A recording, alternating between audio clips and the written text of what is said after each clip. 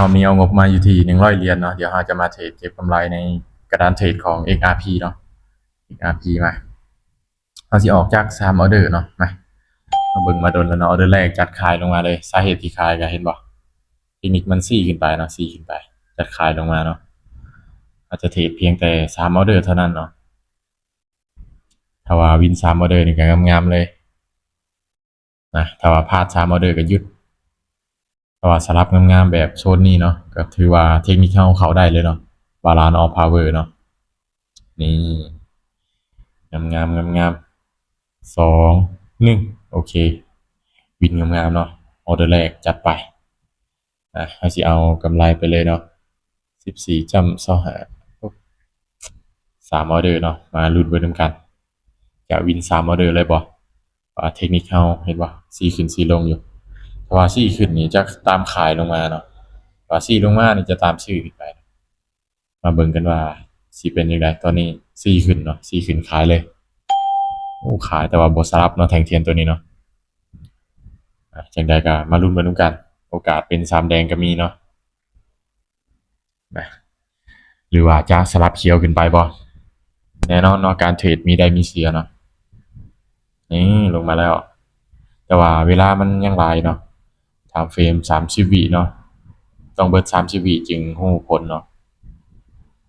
ถ้าว่า29วิแล้วก็1วิดีขึ้นไปก็พลาดคือกันเนาะถ้าว่าเป็นแบบนั้นถ้ามันดีดได้2 1วินงามๆมา2ออเดอร์ติดเนาะจัดไปอีกออเดอร์นึง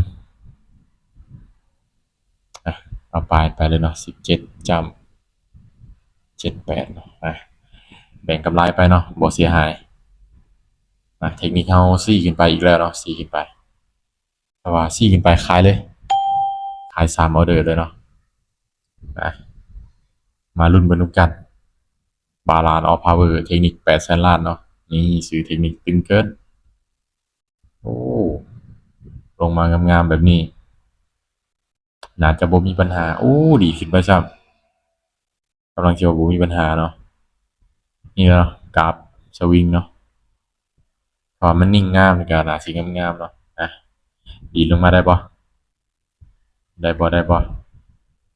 วิสุดท้าย